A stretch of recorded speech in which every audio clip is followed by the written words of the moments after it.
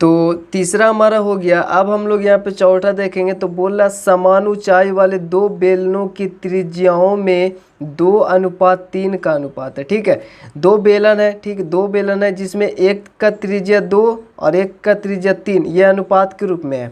तो उनके आयतनों में क्या अनुपात होगा? ठीक है, इसको समझेंगे। अभी देखिए हमारे पास दो बेलन है, एक बेलन ये है, इधर एक बेलन पार देते हैं हम लोग इस प्रकार से, और एक बेलन ये है। ठीक है, वैसे अब ऑब्जेक्टिव टाइप से ही क्वेश्चन है ना। और इसका जो त्रिज्या है r और इसका जो त्रिज्या है r, बाकी जो h होता है पाई होता है वो तो ठीक है। अब इसका 2 है तो इसका 3 है, ये अनुपात के रूप में है। तो जब इसका आयतन हो जाएगा तो हमें पता है पाई r स्क्वायर होता है, h होता है फार्मूला, इस पाई r स्क्वायर h होता है।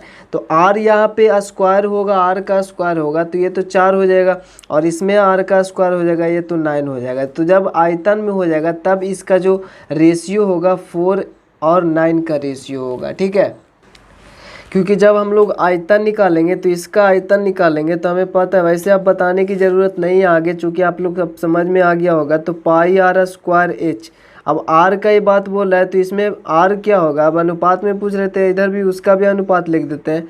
वैसे अगर नहीं भी लिखेंगे पहले इसका निकालेंगे, यहाँ पे 2 का स्क्वायर और h, तो इसका हो जाएगा पाई 4h, ऐसा होगा। ठीक है, और इसका आयतन अगर फिर से आयतन निकालेंगे तो उसका इसका आयतन हो जाएगा पाई 4, r की जगह पे हो जाएगा 3 का स्क्वायर और h, इस प्रकार से। ठीक है, और यहाँ पे हमारे पास आ जाएगा पाई 3 का स्क्वायर 9 और h हो जाएगा। जब इसमें तुलना करेंगे h से h खत्म, पाई से पाई खत्म, तो 4/9 ही आएगा ना। जब हम लोग अनुपात निकालेंगे तो 4:9 आएगा, तो ऐसा आएगा। ठीक है, तो इसका आयतन का अनुपात ऐसा ही आएगा। ओके, तो यहाँ पे देख रहे हैं इसका आयतन और इसका आयतन दोनों का अनुपात का मतलब बटा होता है। जब दोनों को बटा के रूप में करेंगे तो h से h खत्म, पाई से पाई खत्म, बटेगा 4/9, यानी 4 बटा के रूप में है तो अनुपात के रूप में लिख सकते हैं, अनुपात है तो बटा के रूप में हम लिख सकते हैं। तो 4 पहले, फिर अनुपात, फिर 9, तो यही आपका आंसर होगा।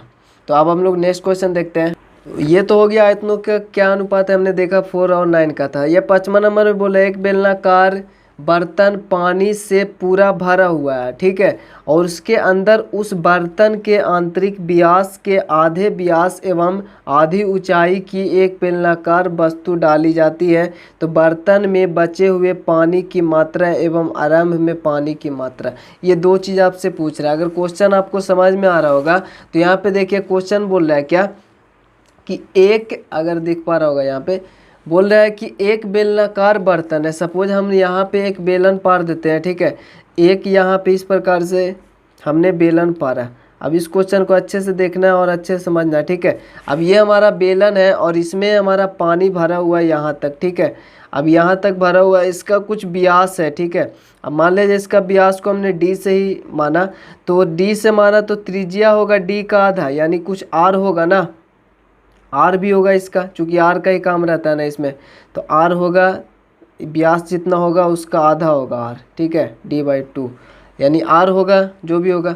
लेकिन अब आगे बोल रहा है क्या कि पूरा पानी भरा हुआ है। ठीक है, उसके अंदर उस बर्तन के आंतरिक व्यास, जितना इसका व्यास है ना, अभी जो हमने डी देखा, जितना व्यास है वो आंतरिक व्यास के आधा व्यास। ठीक है, ये जितना व्यास होगा ना इसका आधा व्यास। ठीक है, आधा व्यास, इससे आधा व्यास, और आधे व्यास एवं आधी ऊंचाई, यानी ऊंचाई भी आधा रहेगा, h/2 रहेगा। ठीक है, तो मतलब जो बेलन होगा वो ऐसा होगा, आधा व्यास, जो जितना इसका व्यास है उससे आधा, और जितना इसका ऊंचाई होगा ना उससे आधा ऊंचाई की एक बेलनाकार वस्तु डाली जाती है। तो बर्तन में बचे हुए पानी की मात्रा एवं आरंभ में पानी की। अब क्वेश्चन अगर समझ में आ गया होगा तो एक इस प्रकार से बेलन अगर इसमें डालेंगे,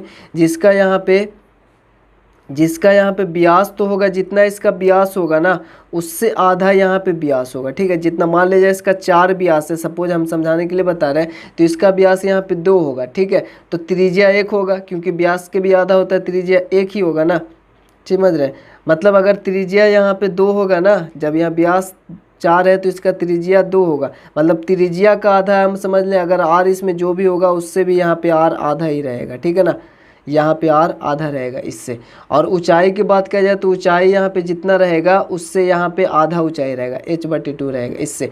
और ये वाला इसमें अगर हम लोग डालेंगे, सपोज कोई भी पानी का बर्तन हो, तो जितना इसका आयतन है उतना ही पानी इसमें से निकलेगा, ठीक है। मेन पॉइंट यही है कि इसका जितना आयतन है ना उतना उसमें पानी तो है ही, ठीक है, लेकिन जितना इसका आयतन है, अब जितना इसका आयतन है उतना इसमें डालेंगे तो उतना ही आयतन पानी बाहर निकलेगा ना, क्योंकि ये फूल है, ठीक है ना। अब सपोज करिए एक बड़ा ईंटा इसमें डालेंगे तो जितना आयतन का ईंटा हम लोग डालेंगे उतना ही पानी इसमें से बाहर निकल जाएगा। उसी प्रकार से यहाँ पे भी है, ये जितना इसका आयतन है उतना ही इसमें डालेंगे और उतना ही आयतन पानी बाहर आ जाएगा। तो बचेगा कितना, तो जितना इसका आयतन है उतना ही इसका घटा देंगे, जितना इसका आयतन है उतना ही पानी है। तो इसका आयतन और पानी का जो आयतन है, यानी इसका जो आयतन है उसको घटा देंगे तो बचा हुआ पानी रहेगा। अभी देखिए क्वेश्चन जो बोला है उसके अनुसार अब हम इसको अगर सोल्व करें, 5वां नंबर सोल्व, तो सबसे पहले हम लोग क्या करेंगे कि बेलनाकार बर्तन पानी से पूरा भरा हुआ है, तो उसके अंदर, तो सबसे पहले उसका हम लोग बेलनाकार बर्तन का आयतन निकाल देंगे। तो बेलनाकार बर्तन का आयतन, ठीक है, इसका आयतन हो जाएगा πr²h, ठीक है, πr² ही होगा ना, क्योंकि पाई इसका रहेगा, r मतलब d का आधा r रहेगा, ठीक है, और h जो है जो रहेगा, ठीक है। बेलनाकार बर्तन का आयतन। अब नया बेलनाकार जो भी है उस प्रकार से लिख लेंगे, नया बेलनाकार बर्तन का आयतन वो कितना हो जाएगा, तो वो हो जाएगा हमारे पास, पाई तो रहेगा ही, आर बोल रहा है ना, जिस प्रकार से व्यास आधा बोल रहा है मतलब त्रिज्या भी आधा ही हो जाएगा। तो आर जितना है ना इसका उससे आधा आर हो जाएगा और इसका स्क्वायर हो जाएगा, और ऊंचाई भी बोल रहा है आधा, जितना पहले था उससे आधा ऊंचाई वाले बर्तन, ठीक है, तो h/2। अब ये इसका आयतन आ गया, मतलब इतना आयतन में इतना आयतन अगर हम लोग डालेंगे, मतलब इतना पानी भरा हुआ है और इतना हम लोग डालेंगे बर्तन, तो इतना पानी तो निकल जाएगा उसमें से, तो इसमें से इतना घटा देंगे तो जो बचा हुआ पानी रहेगा, ठीक है। तो बचा हुआ पानी निकालने के लिए हम लोग क्या करेंगे, तो बचा हुआ पानी बराबर हो जाएगा हमारा यहाँ पे पाई r² में से हम लोग माइनस कर देंगे। फिलहाल इसको अगर पूरा सोल्व करेंगे तो पाई यहाँ पे r² बटा में 4 हो जाएगा और इंटू में h/2 हो जाएगा, ठीक है। अब इसको और सोल्व करेंगे तो पाई r² होगा ना, ऊपर पाई r² होगा और नीचे में 4 दूनी 8 हो जाएगा। तो ये हमारा फाइनली आया आयतन, ठीक है। तो ये जो भी टोटल पानी था इतना, मतलब इतना आयतन है तो इतना ही पानी होगा, और इसमें से इतना आयतन यानी इतना आयतन डाले हैं तो इतना पानी ही गिरेगा, ठीक है ना, बाहर आएगा।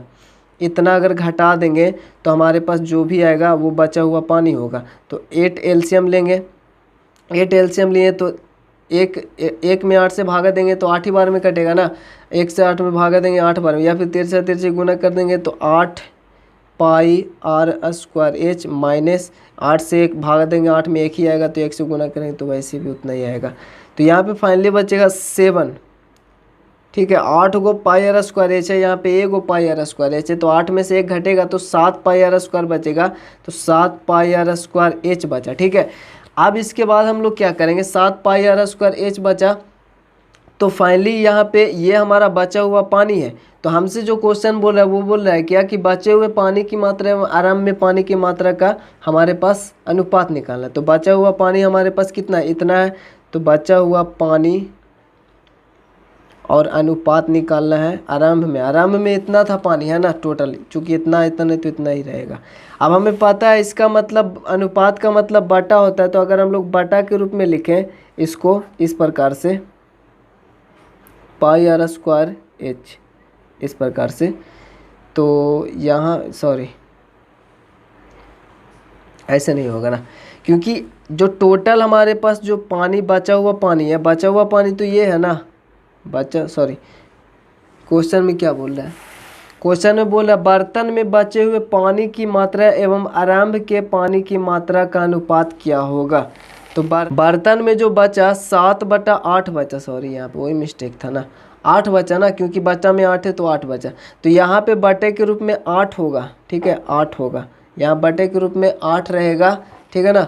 तो ये 8 है, मतलब 7 पाई r² बटा 8 है, और अनुपात यहाँ पे पाई r² है, अनुपात का मतलब बटा होता है। तो यहाँ पे अगर हम इसको लिखें, यहाँ पे लिखते हैं ये 7 पाई r² ठीक है, और बटा में 8 है।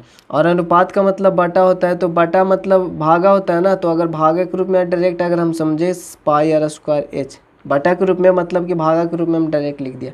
ठीक है, तो इसको गुना में बदलेंगे, तो हम लोग गुना में बदलेंगे 7 पाई आर स्क्वायर एच बटा 8, गुना में बदलेंगे तो पाई आर स्क्वायर एच हमारे पास नीचे आ जाएगा और ऊपर में 1 आ जाएगा। ठीक है, यही होगा ना, तो ये तो ऊपर नीचे ये कट जाएगा। ठीक है, मतलब ये दोनों कट गया तो बचा सिर्फ यहाँ पे 7/8, क्योंकि 1 का वैल्यू नहीं है, तो पहले हमारा 7 है फिर 8 है, तो पहले 7:8 मतलब 7:8 इसका आंसर रहेगा। ठीक है, फाइनली यही इसका आंसर होगा और आप लोग इसको समझेंगे थोड़ा सा। हाँ, तो यहाँ पे 7:8 ये में आपका ऑप्शन है, ऑप्शन सभी में है, तो ये देख लीजिएगा आप।